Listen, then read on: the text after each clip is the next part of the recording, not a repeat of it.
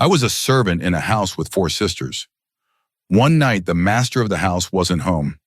The four of them came to my room and said, "Tonight we'll see how much strength you really have." That night, I reluctantly did with each of them what only a husband would do with his wife. But something happened that you won't believe when you hear it. Before I share that, I want to ask, if you enjoyed our previous video, please write yes in the comments and subscribe to our channel, because here you'll find plenty of wisdom. I was a young man from the village and quite proud of my strength, but I never imagined that my strength would be used for something sinful. I was a servant to four sisters, and every night they would come to my room and say, "Show us your strength," one by one. One night and there was a knock at my door during the darkness, and I became anxious. Who could it be at such a late hour? No one had ever come to my door this late before. I immediately asked in a loud voice, "Who is it?" From outside, I heard the voice of my mistress. Hearing the voice of the eldest mistress, I quickly opened the door. A strange mix of thoughts ran through my mind. Why had she come at such a late hour? The master of the house was out of town, which made the situation even more puzzling. Standing at the door were all four of my mistresses. They asked if they could come in, so I let them enter. My small quarters didn't have a proper place to seat them. They all sat down on my cot and then said, "Akram, tonight we want to test you. Until now, you've proven yourself to be loyal to us. Tonight, we want to see just how loyal you truly are." I immediately folded my hands over my chest and said, "Your every command is my duty. I will never disappoint you." Hearing this, the eldest mistress smiled and said, "Then tonight you will undergo a test of your strength. We want to see how much of a man you really are, how strong you truly are." Her words surprised me. I replied confidently, "I'm very strong, ma'am. I can fulfill your every command immediately." I was a tall, broad-shouldered man from the village, genuinely strong, so I told her, "Just give me your instructions." At that moment, I had no idea what was about to happen. Hearing my reply, the mistress gave me a long, deep look. Then shifting her shirt to the side, she revealed her large, well-endowed figure right in front of me. Her actions left me stunned. My eyes widened with shock. I never thought she would do something like this. The mistress glanced at me once again and said, "We're all tired of this life. You're the only one who can make things easier for us. If you want, tonight you can help us one by one." One after another, all four mistresses removed their clothes. Seeing their state, I lost control of myself. Overwhelmed, I obeyed their command and satisfied all four of them within an hour. When a family has grown daughters, parents usually exercise great caution, especially in allowing unrelated men into the house. However, my master was a peculiar man. Despite having four young daughters, he hired me to work in his home. My duties included taking care of their needs and helping them with their daily chores, which meant I spent my entire day attending to the four sisters. This job was a necessity for me. After my marriage, I had been unemployed for a long time, never able to secure a stable job. Then when my daughter was born, the weight of responsibilities on my shoulders increased. My wife bluntly told me that I had to find work, or she would take our daughter and return to her family. When I heard this, my worries only deepened. I had already been struggling to find steady work, wandering from one place to another, but nothing was panning out. I felt trapped by my circumstances, unable to improve them no matter how hard I tried. Since I hadn't had the opportunity to pursue an education, I was left without qualifications or specialized skills that could lead to stable, well-paying employment. Instead, I took whatever odd jobs I could find, usually small, temporary positions that barely brought in enough to get by. It wasn't enough. In this day and age with the rising cost of living, such jobs could never support a household. I was constantly falling short, unable to provide even the basics for my wife and our child. The frustration weighed heavily on me, and I couldn't see a way out of this downward spiral. My wife, too, had grown weary of our constant financial struggles. One day, after yet another argument over money, I decided to take drastic action. I hastily packed a few belongings and told her, "I'm going to the city. I'll find work there and send money back." To my surprise, she seemed relieved by my decision. She was tired of barely making ends meet and saw this as an opportunity for a better future. She didn't want to continue living in such dire circumstances. so she supported my decision, hopeful that I might find some sort of solution. I headed straight for the city, relying on the help of an old friend who lived there. Through his connections, I was introduced to a man who needed a servant for his household. At first, I hesitated. The idea of becoming a domestic worker wasn't particularly appealing to me. It wasn't the type of work I'd envisioned doing. But then I thought about my wife and daughter, about the responsibilities I carried as a husband and father. How could I turn down any opportunity that could provide for them? I swallowed my pride and agreed to the job, knowing that it might be my only chance to bring some stability to our lives. When my new employer brought me to his home for the first time, I was taken aback. His house was more than just large. It was practically a mansion. And what truly surprised me was the presence of his 4 daughters. Each one was strikingly beautiful, dressed in elegant clothing and adorned with flawless makeup. They looked like princesses from another world, a stark contrast to the life I had known back in my village. I hadn't expected anything like this. I had imagined a simple household with straightforward tasks, but now I realized I would be responsible for 4 young women who clearly lived very privileged lives. The master of the house introduced me to them, saying, "These are my daughters. Your job is to look after them and make sure they never want for anything." I noticed a deep concern in his voice. It made sense. His daughters didn't have a mother. Without a maternal figure in their lives, their father was extremely protective and perhaps a little overly cautious. While I understood his worry, it still left me feeling uneasy. The idea of serving these 4 young women seemed daunting. It was more than just the work itself. It was the atmosphere. In my upbringing, such arrangements were unusual and often frowned upon. I had come from a conservative background where interactions between men and women were strictly limited. Even entering their rooms felt uncomfortable, like crossing a boundary I wasn't supposed to cross. Still, the need for employment outweighed my discomfort. I thought of my wife and daughter, of the responsibilities I needed to fulfill. So I accepted the job. There was another benefit too. The job came with living quarters. For someone in my position, this was a significant advantage. I wouldn't have to worry about rent or finding a place to stay. Everything I needed was provided. The job seemed to solve all my immediate problems, and I convinced myself that it would work out. It wasn't long before I realized just how wealthy my employer was. His business kept him out of the house for long stretches of time. Many nights he didn't come home at all. Even during the day, his presence was scarce. He seemed more focused on his work than on anything happening at home. For me, this meant that my work was primarily during the day. Once night fell, I would retreat to my quarters. But during the day, I was constantly at the beck and call of the 4 daughters. Each of them lived in her own room, and they rarely left them. They would summon me only when they needed something, and when they did, they kept the interactions brief. Most of the time, they were either sleeping or keeping to themselves. In a way, I was grateful for this arrangement. The daughters didn't ask for much, and none of them tried to be overly familiar with me. They never engaged me in unnecessary conversation, which I found comforting. I appreciated that my duties were clear and that I wasn't burdened with more than I could handle. The pay was good enough that I felt I was finally getting ahead, even if only a little. However, there was something unsettling about the situation. One day, the watchman of the bungalow pulled me aside. "No servant lasts long in this house," he said. "I don't know what those girls do, but after a few days, the servants always leave. They can't handle it. I don't think you'll be able to stay here for long either." His words caught me off guard. Up until then, I hadn't experienced anything unusual. The daughters seemed perfectly polite, and the work was straightforward. I couldn't imagine what might have driven previous servants to leave. The watchman seemed to notice my confusion. He leaned in closer and said, "Just wait. It's only a matter of time before they pull something. The master himself is fed up with them, which is why he keeps them under such strict control. He doesn't let them leave the house and has given me clear instructions to ensure they stay put." I felt a chill at his words. What was he hinting at?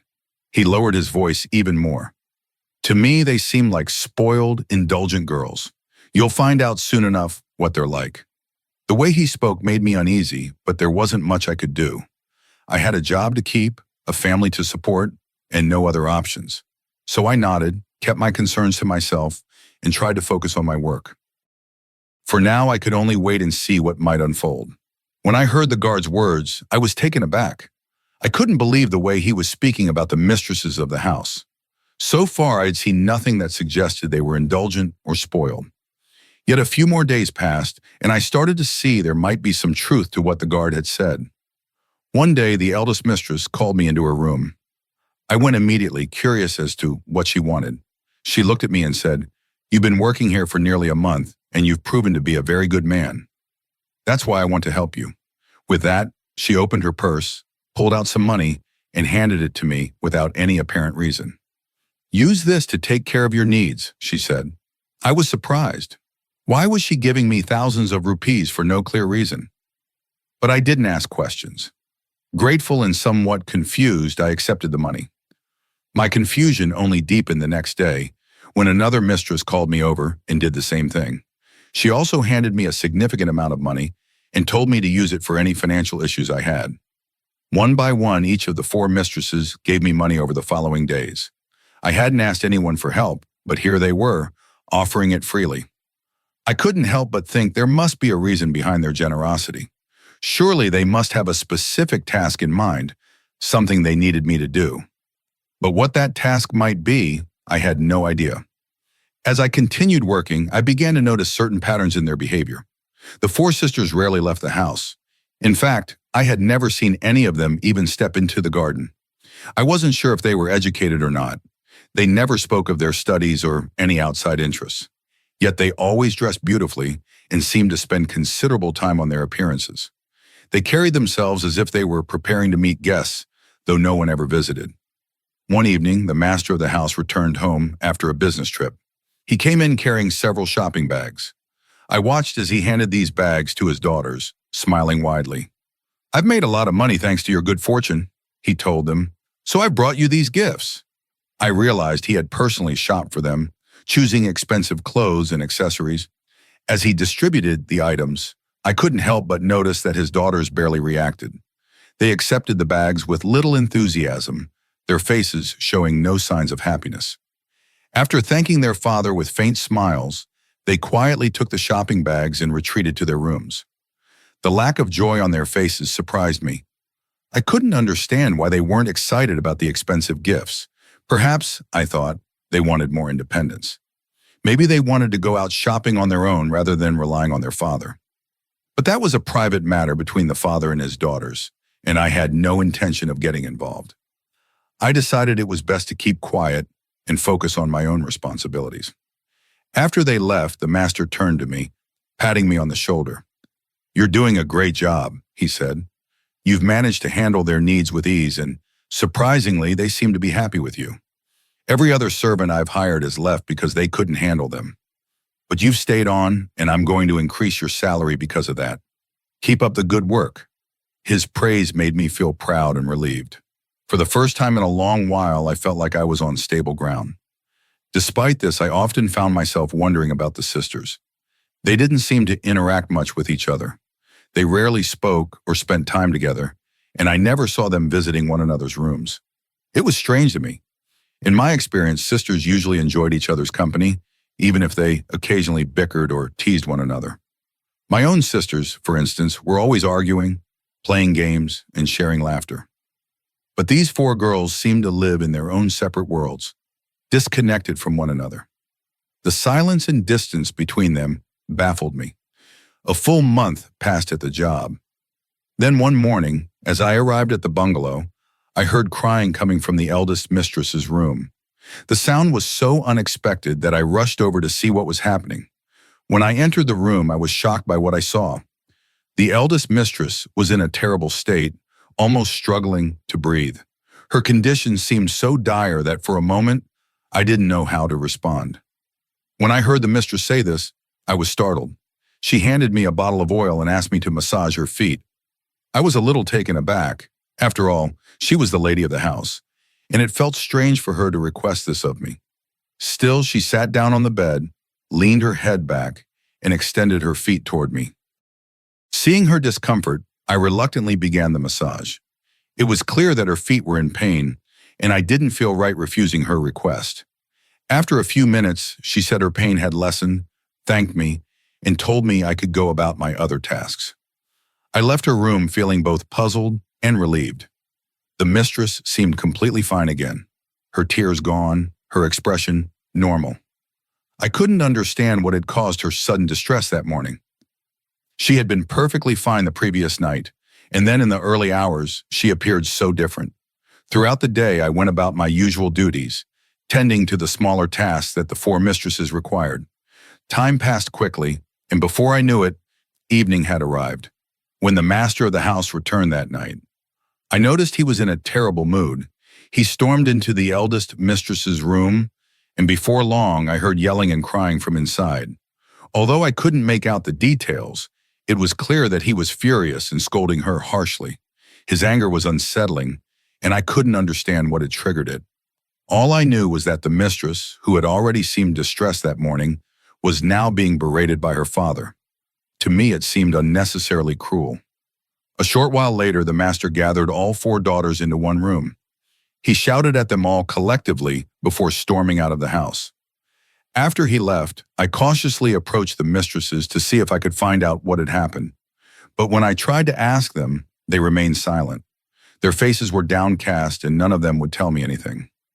It felt as though something serious had occurred, but I had no idea what. I eventually gave up asking and returned to my own quarters for the night. That evening, my wife called me. Hearing her voice was bittersweet. She missed me deeply, and truth be told, I missed her just as much. It had been a month since I'd last seen her, and the long, cold nights without her were becoming increasingly difficult. I spent quite some time on the phone with her, sharing my feelings and listening to hers. After we ended the call, I lay on my bed, unable to sleep. I kept tossing and turning, her image filling my thoughts. Even when I closed my eyes, I could picture her vividly. The memories of our time together played over and over in my mind. Back when we were together, we often bickered over small things. But ever since I'd left for the city, our arguments had stopped. Distance had softened both our attitudes. She seemed gentler, and I realized that perhaps she, too, was struggling with our separation. I began to think about taking a short leave and returning to the village for a few days. I imagined spending that time with her, catching up on everything we'd missed. These thoughts comforted me, but I still couldn't shake my restlessness. The long, cold nights made her absence feel all the more unbearable. As I lay there caught up in these thoughts, I suddenly heard a knock at the door. It was the middle of the night, and I hadn't been expecting anyone. Curious and a bit nervous, I got up and opened the door. To my surprise, all four mistresses were standing there. The eldest spoke first, asking if they could come in. I hesitated for a moment, but quickly stepped aside, allowing them in with the respect I owed them. Once inside, they stood in the room, making me feel even more uneasy. I couldn't fathom why they had come at such an hour. I had never experienced anything like this before. Then the eldest mistress spoke again. "Akram," she said, "you've served us well since you arrived.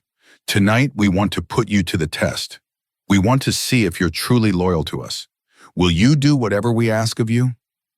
Her words left me speechless. I looked at all four of them, trying to understand what they meant.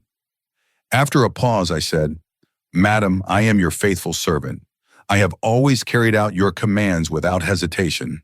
If you have something you need me to do, I won't refuse." At this, the second eldest mistress chimed in. "Tonight, we've come to test your strength. We need to know just how strong you really are." I looked at the mistress in astonishment. What sort of task was she about to ask of me? Before I could even begin to guess, the eldest mistress slid her shirt off her shoulder. I froze as my eyes landed on her shoulder. Large scars marred her skin, as though a wild animal had savaged her. The sight was shocking. I had never imagined seeing something like this. She caught my startled gaze and said, "Look closely at these wounds. We endure this pain every night because every night this is how we are treated." Her voice was steady, but her words were laced with pain. As she spoke, she turned to her three sisters. They too slid their shirts off their shoulders, revealing the same kind of marks. I couldn't believe what I was seeing. Their shoulders were covered in scars, evidence of the abuse they had endured. The eldest mistress continued, "If you're willing, you can help us escape this life." Her plea carried the weight of desperation, and I struggled to comprehend what was unfolding before me. I asked them how this had happened. Who had done this to them? I wanted to understand how they ended up in such a terrible situation. She began explaining. "The man you think is our father. He's not our father at all. He's a vile person who bought us and brought us here. The four of us come from small, remote villages. We were lured to the city under the pretense of love. Sweet promises, false words, and fabricated dreams convinced us to leave our homes and come to the city. But once we arrived, we were sold to this man." Her voice faltered, but she continued, "Now he brings clients for us every other night. These men do whatever they please with us and leave by morning. If we fail to please a client, he screams at us. That's why you heard him shouting earlier. This has been our life, night after night, enduring this torment." I could see the anguish in their faces. They recounted how, back in their villages, some young men from the city visited under the guise of sightseeing. These men charmed them, pretended to fall in love, and coaxed them into leaving their homes. The girls were naive and fell for their lies, thinking they were escaping to a better life. None of them told their families. They left everything behind, only to be betrayed and sold into this nightmare. The eldest mistress continued, "I've been sick lately. I've had 2 abortions forced upon me. Every time I become pregnant, that man makes me get rid of the baby. It's left me physically weak, and I'm in constant pain. Last night, when a client came, I couldn't even summon the strength to entertain him. Because of that, he complained about me. And that's why the man came this morning and humiliated us. He threatened to cut off our food if we don't keep the clients happy. Tell me, what is our crime in all this?" Her words broke something inside me. The 4 of them were crying now, their voices trembling. They were young from poor families and had been tricked into this life of degradation. My heart sank further as I realized that they weren't even sisters. I had been under the impression that these 4 were siblings, but now I understood that they weren't related at all. They were just 4 girls trapped by the same cruel circumstances. The youngest mistress spoke up, her voice hesitant but steady. "Before you arrived, every servant who worked here eventually learned the truth about us. Once they knew, they tried to take advantage of our situation. Those men would leer at us, waiting for any opportunity to exploit us. That's why we banded together and forced them to leave. We couldn't let anyone else harm us. But when you came, we noticed that you were different." She glanced at me, her expression a mix of hope and vulnerability. "You've never looked at us inappropriately. In all this time, you never even realized that we weren't sisters. You've treated us with respect. Once we were certain of your decency, we decided to ask for your help. We know you won't take advantage of us." Their words hit me like a thunderclap. The ground beneath me seemed to vanish. I had never imagined that such horrific things happened in large, bustling cities. Everything they described was beyond anything I'd ever encountered, and now they were asking for my help. The youngest mistress spoke again. "There are many guards outside this bungalow. We can't escape without your help. Please, you're the only one we can rely on." I stared at them, their eyes filled with desperation. My mind raced, grappling with the weight of their plight. Here I was, a simple servant, thrust into a situation far more complex and harrowing than I could have ever anticipated. I wanted to help them, to find a way to free them from this cycle of abuse, but the sheer magnitude of the task was overwhelming. How could I, a single man with no power or influence, rescue them from a life that had been forced upon them? Their scars, their stories, their silent pleas, everything weighed heavily on me. As they stood before me, I knew that my next decision would be life-altering, not just for them, but for me as well. "Do something so that one by one, we can all escape from here," they said as all 4 of them sat at my feet, begging me for help. They wanted me to help them, and the truth was, after seeing their condition, I wanted to help them too. But how was that even possible? After thinking hard about it, I decided that no matter what, I would try to help them. After all, I was a father myself, and the thought that such an injustice could happen to my own daughter made my blood run cold. What if someone subjected my daughter to the same horrors? The thought alone was enough to terrify me. I told them that I would call the police for help, but at this suggestion, they laughed bitterly and said, "That man has connections with powerful people. The police won't dare lay a hand on him. That's why he acts so fearlessly. You'll have to find another way to help us." After giving it some thought, I came up with a plan. I brewed a large pot of tea and mixed sleeping pills into it. Then I carried the cups to the guards at the gate. When they saw me, they looked surprised, so I explained, "It's very cold, so I brought you all some tea." The guards were pleased and took the tea. Over the past month, I had built a friendly relationship with them, so they didn't suspect anything. Soon after drinking the tea, they all fell into a deep sleep. Once the guards were asleep, I quietly helped the 4 young women out of the bungalow. I packed my own belongings and left with them. The women had a substantial amount of money, enough to buy their train tickets back to their villages. Early that morning, I made sure they boarded their trains and sent them on their way. I too began my journey back to my village, my belongings in tow. I had enough money with me to take care of my immediate needs, and I thought I'd spend a few days with my wife, Nagma, before heading off to another city in search of a new job. I believed that once these girls reached their families, their parents would forgive them. After all, parents have the capacity to forgive their children's mistakes. They not only pardon their missteps, but also shield them from the judgment of the outside world. In my eyes, what I did was right. I gave up a stable job because rescuing the oppressed from their oppressors was far more important. I felt at peace with my decision, knowing I had done something good by protecting those 4 girls. Today I am proud of what I did. I have no idea which city I'll end up in, or if I'll even find another job, but I have faith in God that my good deed will not go unrewarded.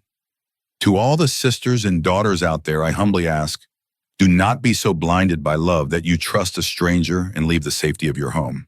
This only brings disgrace to your parents and leaves you to endure a life of humiliation. Understand your own worth, respect yourselves, and remember that crossing the threshold of your home in such a way often leads to a life filled with shame and suffering. If you agree with me, please share your thoughts in the comments.